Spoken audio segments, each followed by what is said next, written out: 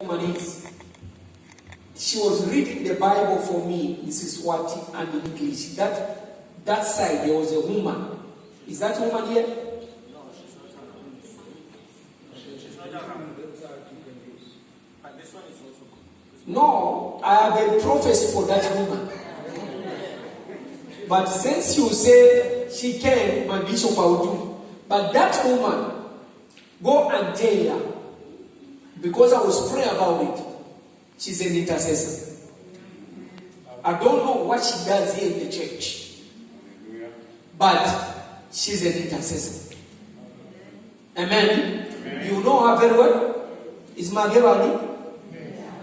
Huh? Bilani. Or Vilani. She's an intercessor. That woman, she's a warrior. Where is the husband? Sorry? Oh, she's a warrior. It's okay. Now, who's going to read for me in English? And this is what? Oh, you again. Okay. Okay, Isaiah 62, verse 6. Read. Isaiah 62, verse 6. Ngibeke baninzi etibonzeni takho Jerusalema bangeke bathule imini nebusuku ninele libitasi makadze ningatiniki kuphumula. Amen. Amen. Father, this is your word. Take over, Lord. May you take over as I dip the foundation of this altar in the blood of Jesus. I see the atmosphere, the frequency, the universe. I see the spiritual physical gate of this church upon this place with the blood of Jesus. I see every soul, every spirit in this yard with the blood of Jesus. Holy Spirit, I give you the pulpit. Take over now. In Jesus' name we pray. Amen. The Bible says that you have set watchmen upon your walls of Jerusalem. These that won't keep quiet day and night. As I have set watchmen upon your walls, O Jerusalem. That will never keep quiet day and night. And verse 7, the Bible says, you who do call upon, who do mention upon the name of the Lord, give him no rest until he establish Jerusalem a praise in your name. Thank you, Jesus. Thank you, Holy Spirit. Prayer, as I told you, is a complex subject. Holiness, Holy Spirit, you can't finish in one day. Prayers like here in Swaziland, they give you a head of a cow. You can't finish it in one day. I'm told so that the Dlaminis, they love the head of a cow. So they'll keep on eating slow. The Dlaminis. Do we have Dlaminis in this house? Can you wave unto Jesus, Dlaminis? Thank you, Jesus. That's wonderful. So, it's a complex subject, but I'll give you some stuff from the foundation, from the roots, so that we'll be able to go up. Prayer opens the heaven. Prayer to provoke the throne of God. And prayer to close the gate of hell.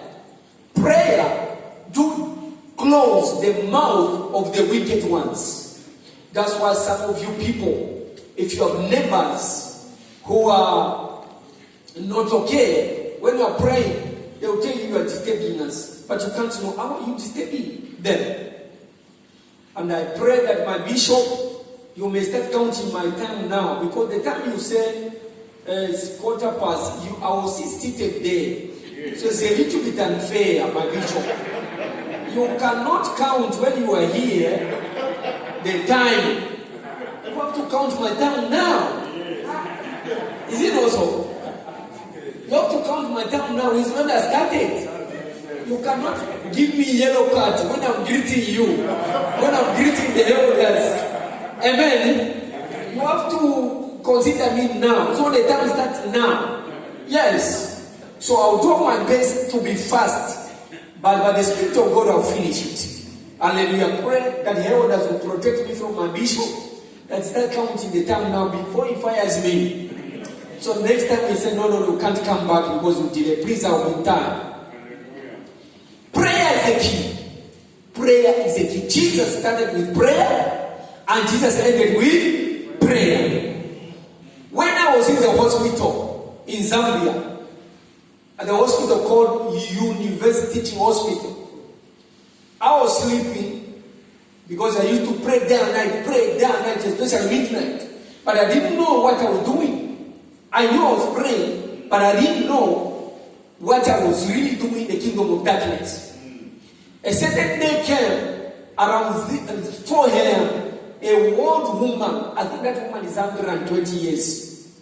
Very old woman with gray hair, long, like 6 meters, like a wedding dress, with a small rod, golden color, and with 6 men, protocol. She pointed at me and said, you have been disturbing us since from the day you started praying here. Where are you coming from? You have been disturbing our businesses. We are not operating properly. And choose between these two. It's either you stop praying the way you are praying, even using the blood, whatever blood you are calling, because she didn't mention the blood of Jesus. And I knew she talked about the blood of Jesus. And or you leave this hospital. And she turned and went. From that time I had fever of fear.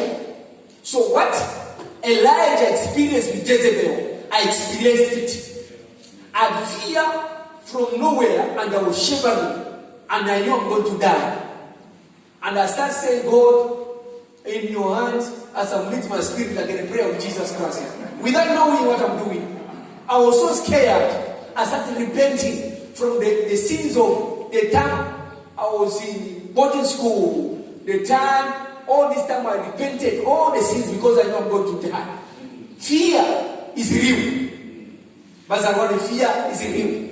And not this fear with fever. I was shivering. But around 10:45, 10:45, because I was sick crying, I did not want to take medication or what. I wanted just to die. Because of that woman said to me. She did not hit me. She just pointed a small rod to me like this. Say, you, small boy, stop praying the way you are praying. Choose between these two. To stop praying the way you are praying or leave this hospital. So 11:45, Jesus appeared to me. And then when I finished the encounter with the Lord, power entered me. I was so bold that I was now praying everywhere. And then I wanted that woman to come. Hallelujah. I was praying for people. People were getting healed. But myself, I was not leaving the hospital. That's also another challenge that at the end of the day, I left the hospital alive. Amen. Now, the Bible says, I have set watchmen upon you, Jerusalem.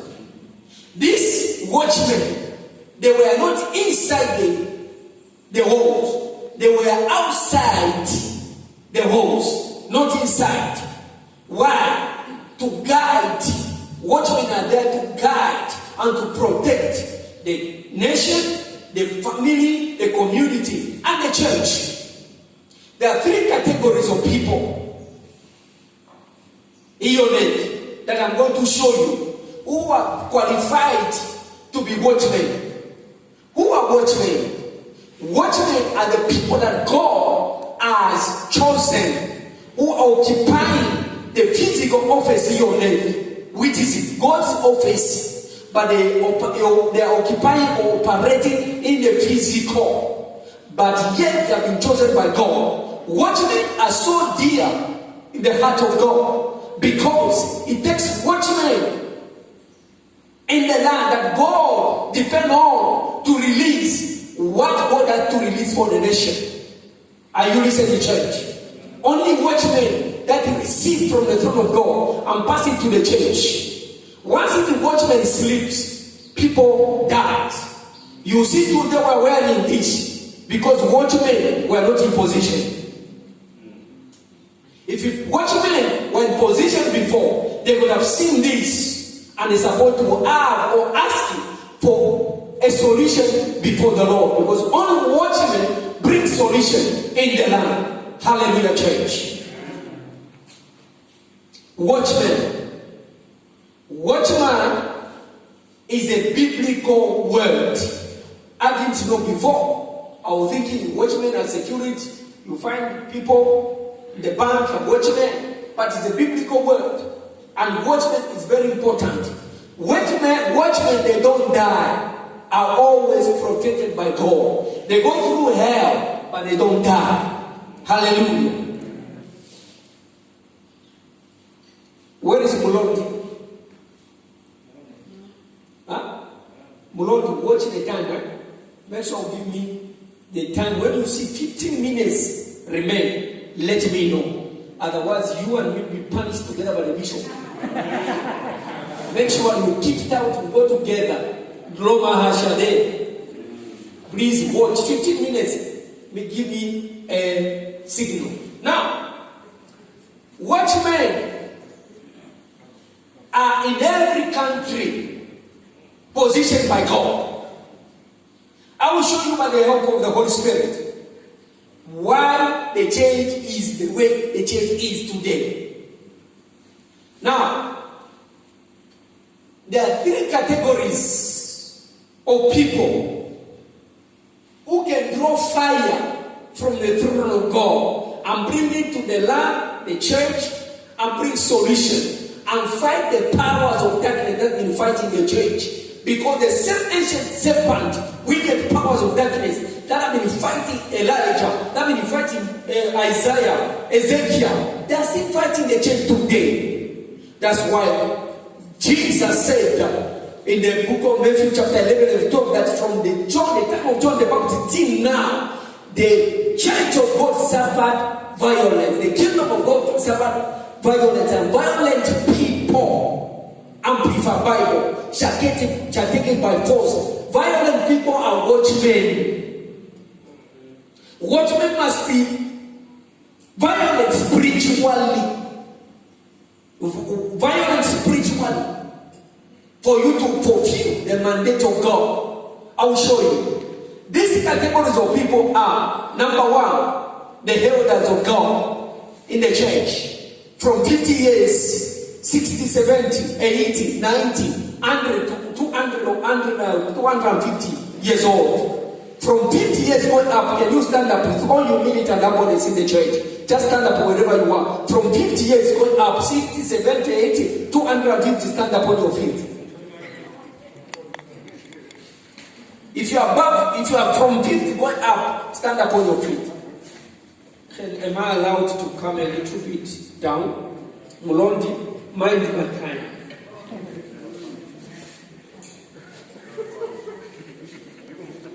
$50 years up. 50 years.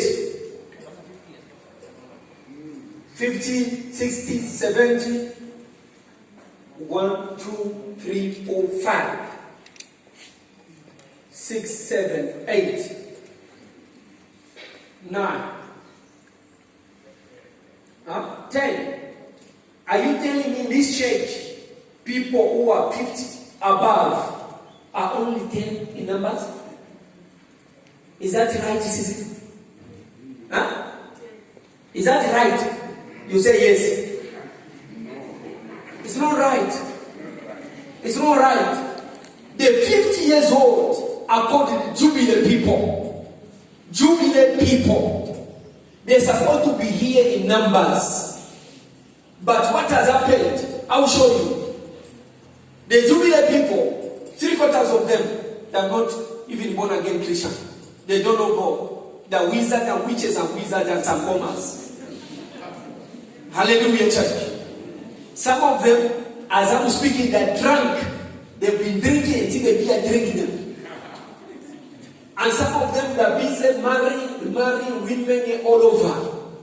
But yet, there's an office open for them. And God has given them power. And in Leviticus chapter 25 verse 10, they're supposed to declare a thing in the land. And that thing they will declare 50 years above shall take place in the land. Anything that they will declare, as long as they live a holy life, anything they will declare in the land will take place. Anything they will declare in the land will take place. As long as they live a holy life.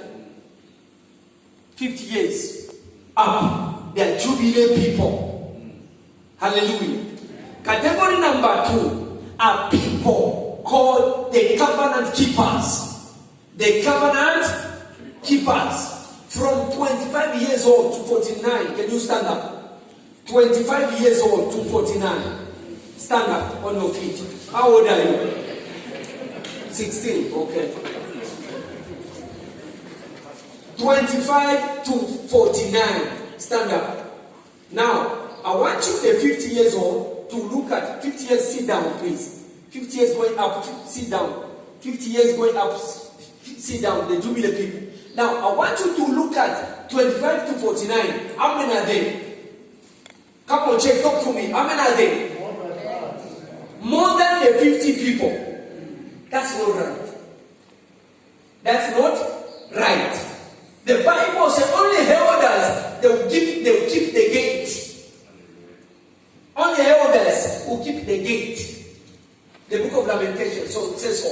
Only elders will keep the gate. And if the elders are not at the gate, these ones will perish.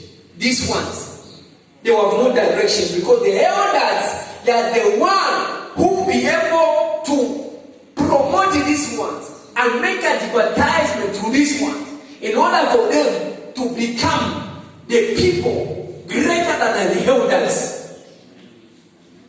Are you listening, church? Now listen. These are covenant people. Covenant keepers, prayer people. Covenant keepers, prayer people or generation. These ones, they're supposed to take the mantle from the elders so that they can go with the strength and power and pass it to the younger ones. That's number 3 category, called the virgin sons and daughters of Mount Zion. Sit down. I want to see 12 years. Is there any 12 years in this church? Huh? 12 years, can you stand up? 12 years. How many are there here from 12 years? 2. What? From 12 to what number? No, I know what I'm doing. Don't partake me. Relax. Why 2? 12 people, 12 years old are 2. Why? Sorry? No. Today we talk. Today we talk. Convict. So now, from 12 years old to 24 years old, these are virgin daughters and sons of Mount Zion.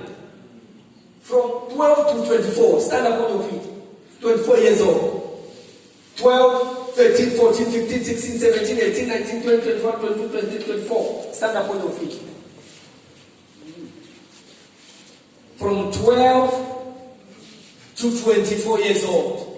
These are called the virgin sons and daughters of Mount Zion. Also, they are also have the grace to carry fire from heaven and bring it in the church. These ones. Now, I want you to read 2 Kings chapter 19, verse 21. This is what? 2 Kings chapter 19. My Bible reader. Yes, 2 Kings chapter 19, verse 21 to 22, 23. Read. Chapter 19. Yeah. Chapter 19 from 21, 22, 23. Read. Hallelujah. Emakhosi yesibili sahluko 19 verse 21 to 23. Nali-ke livile lukhulunywa uSimakadze lelimelene naye lithi indodakazi yaseSiyoni iyawedzelela ikubukela phansi Indvodzakati yaseJerusalema igencetisa inhloko yayo nawubaleka. Ngubani lona lomethukile wamhlambalata?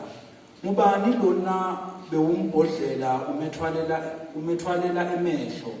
Ngulungcwele waka-Israyeli. Ngetinjini takho umbongise tindvundvuma tetinhlamba kusimakadze futsi watsi ngetinqola tami temphi letinyenti ngigibele tiqongo tetintsaba tiqongo letiphakeme kakhulu taseLibanoni ngijube imisedari yakhona lemidze kakhulu kanye netipheshula telukhetselo ifinyelele kuletikhashane tindzawo takhona emahlathi akhona elikhetselo. Amen. Now listen. The Bible says these ones, 12 years to 24, 25 to 49, they are the one who stood and said, we can never agree with you, the king of Assyria. Because the king of Assyria was saying to the children of Israel that they shouldn't believe or trust their God. Their God will fail them. I'm going to protect you.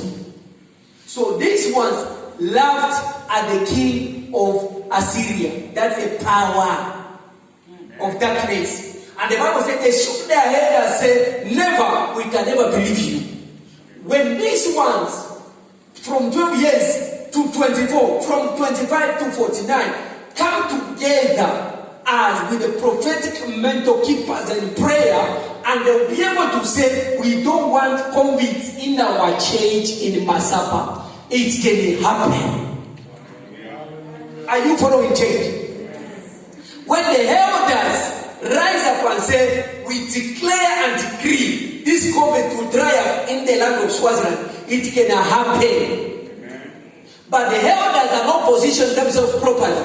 These ones, number 3, number 2, they're not positioned nicely properly. Even these ones. Now listen, 12 stand for apostolic, 12 stand for government. So any child, once it is 12, is coming to maturity.